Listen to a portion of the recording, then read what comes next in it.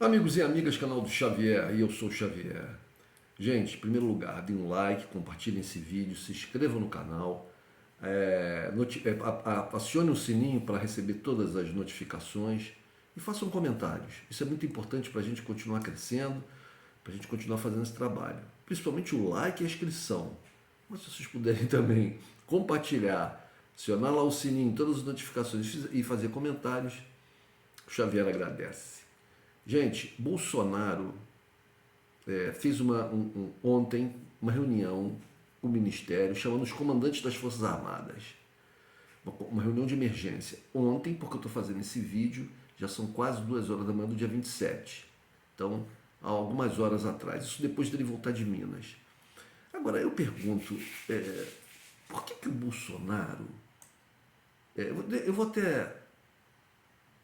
o presidente retornou a Brasília após a agenda de campanha em Minas Gerais e chamou ministros militares após Alexandre de Moraes rejeitar pedido de campanha, da campanha dele. Ele chamou vários ministros, incluindo os ministros militares, do Exército, da Marinha e da Aeronáutica. Nas vésperas da eleição, o Brasil não está em guerra, não há nenhuma convulsão na pátria, na nação, que, por exemplo, esteja a ponto de haver alguma seção do país, alguma parte, algum estado que queira uma independência. Não há nenhuma questão que envolva militares, né, que envolva as Forças Armadas. Por que ele chama os militares para uma reunião de emergência no dia 26, faltando 27, 28, 29, 4 dias para a eleição? Por que ele faz isso? Gente, é muito claro, ele vai perder essa eleição e vai questionar os 2 meses que vão restar para o governo dele, vão ser 2 meses em que ele vai questionar, em que ele vai tentar melar as eleições, em que ele vai tentar, com a ajuda desse comando militar brasileiro, né, esses verdadeiros traidores da nação brasileira, porque esses militares que estão no poder hoje,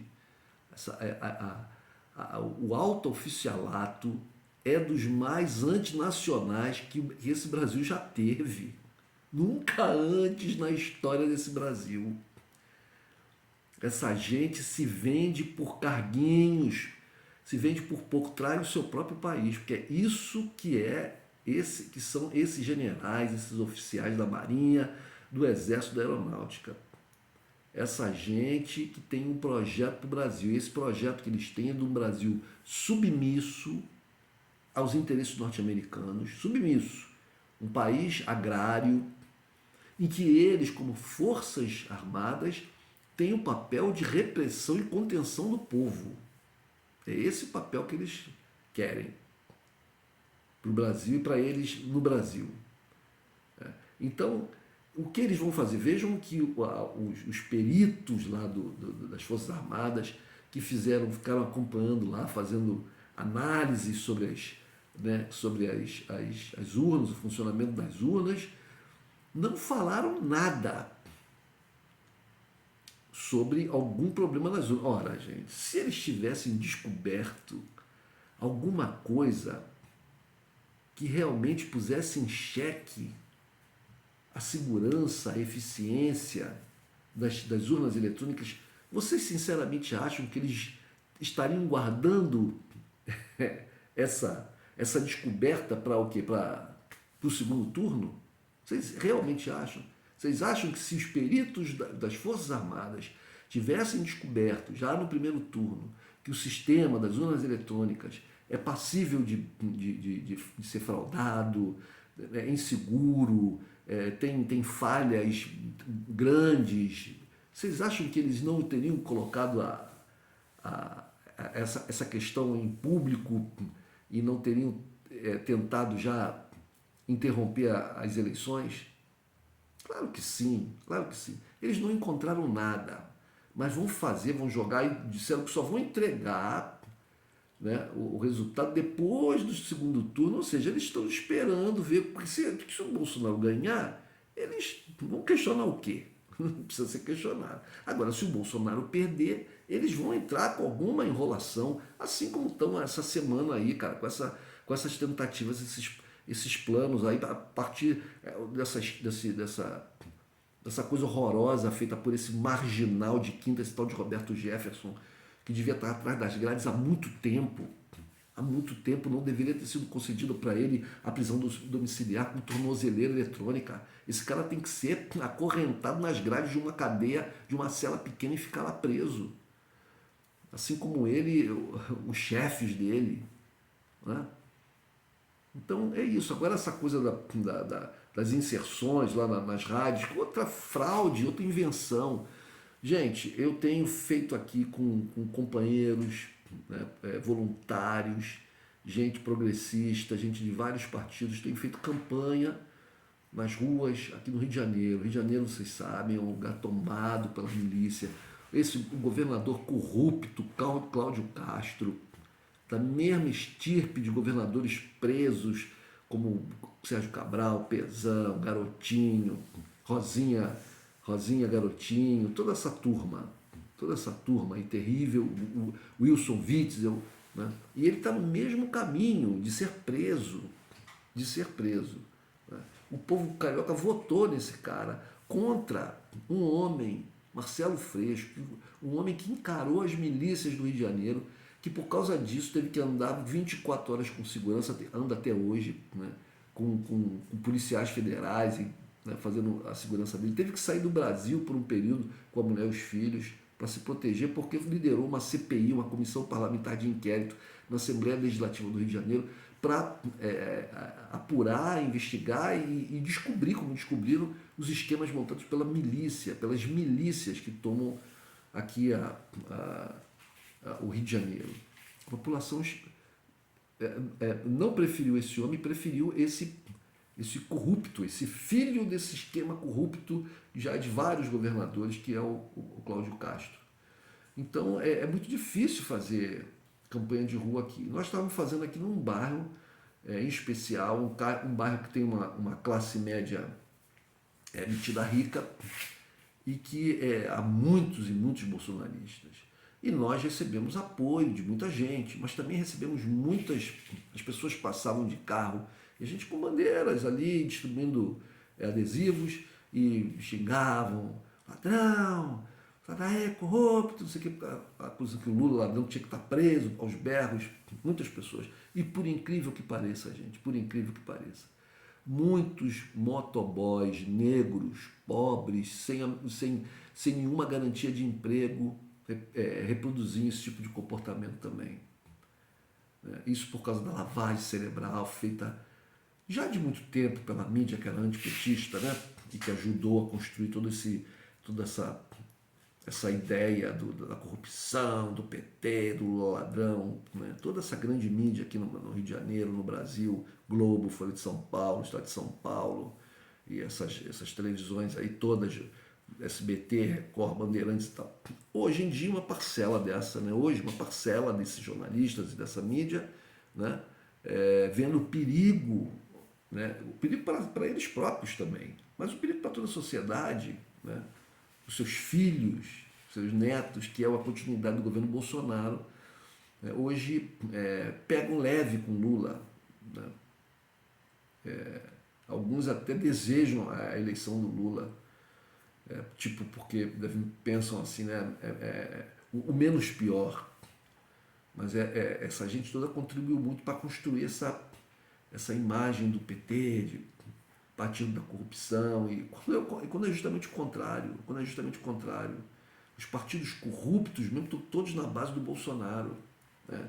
Os partidos verdadeiramente corruptos, né?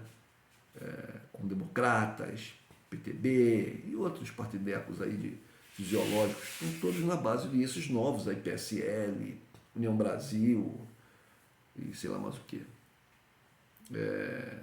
Então, o que acontece? Nós aqui, eu aqui fazendo campanha com esses amigos, a gente sente na pele a agressividade dos bolsonaristas, porque, gente, se estiver andando na rua, a pé ou de carro, transporte público, e ver uma manifestação de bolsonaristas, é claro que aquilo vai me incomodar, eu não vou gostar daquilo, mas eu não vou passar por eles e xingá-los. Eu não vou passar perto dos caras ali e vou gritar, Bolsonaro ladrão, porque eu sei que é uma provocação, eles vão sentir como uma provocação. E eu temo pela minha própria segurança, mas também não quero, sabe, não quero ser obrigado a ter uma atitude violenta, agressiva com ninguém, mesmo que seja para me proteger, então eu me afasto. Vocês estão na calçada aqui, eu passo para outra. Eu passo para outra, mas esses caras não. Outro dia um mostrou uma arma. Se era de brinquedo ou não, não sei, mas era uma arma igualzinha, dentro do carro para um companheiro nosso.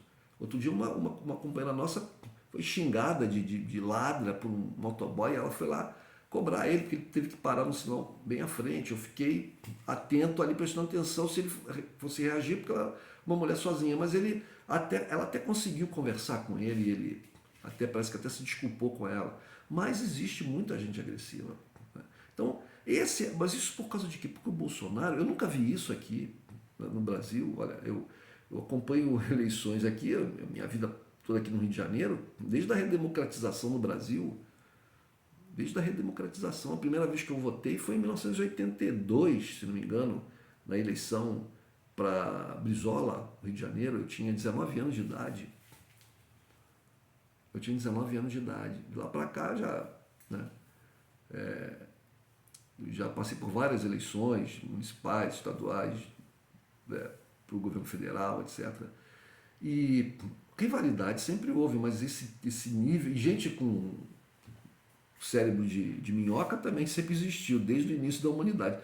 Mas aqui no Rio de Janeiro e em grande parte do Brasil, a agressividade dos bolsonaristas é imensa. Vejam vocês os casos de gente de esquerda, petistas, que foram mortos por bolsonaristas. Então a gente vive uma situação muitíssimo, muitíssimo difícil. Bolsonaro incentiva a violência, Bolsonaro incentiva o uso de armas, a posse de armas, ele facilitou a compra e a posse de armas para as pessoas no Brasil, né, que aumentou essa posse, essa compra aumentou assim absurdamente. Né? As próprias Forças Armadas perderam um controle que tinham sobre essas armas, por nova legislação aí construída por Bolsonaro. Bem, em suma, eles vão tentar alguma coisa, alguma grande virada. Como eles sabem que eles estão em desvantagem, que os números estão estáveis, que eles pararam de crescer, então mesmo que seja que eles estejam próximos, eles estão em desvantagem. Numa desvantagem considerável de alguns milhões de votos, que é um número pequeno quando você vê o quantitativo todo da população votante no Brasil, mas que é suficiente para se ganhar sem margem de dúvida. Uma diferença de 2 milhões, 3 milhões de votos, não tem margem de dúvida. Tendo em vista a segurança e a eficiência do nosso sistema de urnas eletrônicas. Mas eles vão questionar as urnas, eles vão querer arrumar alguma outra confusão para poder. Existe uma parcela de pessoas que votam nulo, ou pessoas que vão se abster de votar. Né? Eles vão tentar convencer essas pessoas, ou tentar atrair essas pessoas com alguma coisa pirotécnica. Os matemáticos aí já dizem que está difícil, alguns que eu conheço, que é muito difícil que ele consiga reverter, uma vez que, volto a dizer, o crescimento do Bolsonaro parou, estabilizou, parou. Então a distância entre ele e o Lula está se mantendo.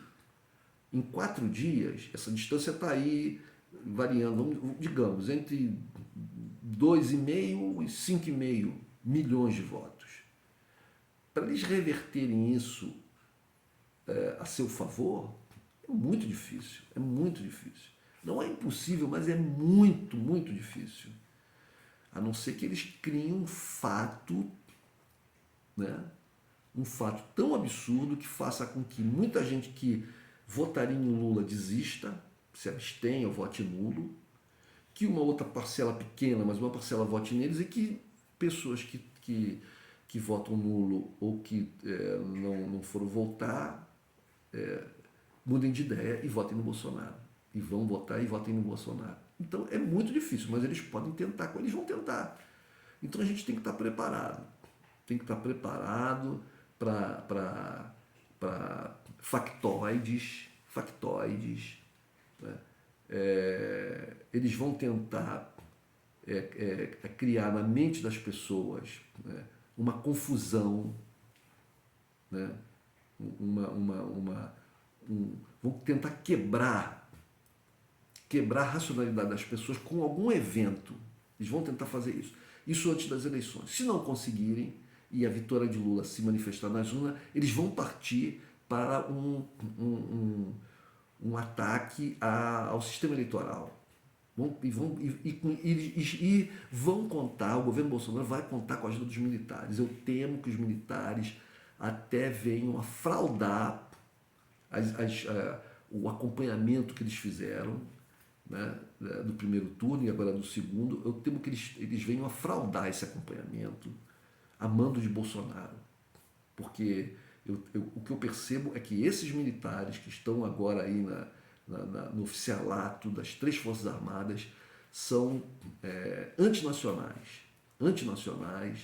e eles são um monobloco. Não tem uma banda boa e uma banda ruim dos militares, não. Eu acho que eles pensam em conjunto, né, e eles apoiam o Bolsonaro. Então, eu, por exemplo, estou me lembrando de um fato que ocorreu. Eu estava lá em campanha, e chegaram nem que são militares, né? São guardas municipais, mas botam um uniforme e são forças de repressão. Então os caras se sentem como se fossem militares. Então a gente estava fazendo campanha perto de uma feira livre, e um desses guardas conhecia uma pessoa que estava ali na campanha. Conhecia sei lá, tinha de outras circunstâncias.